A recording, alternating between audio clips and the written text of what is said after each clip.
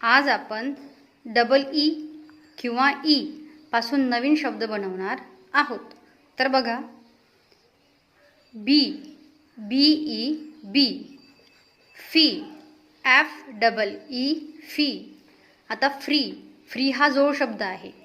F R double E, see S double E see, H E ही,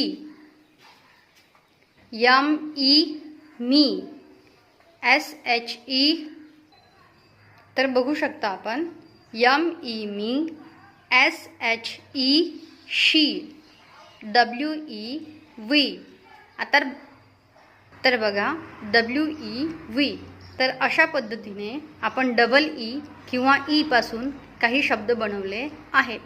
तर यापुढे आपण double E केव्हा लागतं आणि सिंगल ई केव्हा लागतं हे पुढच्या व्हिडिओमध्ये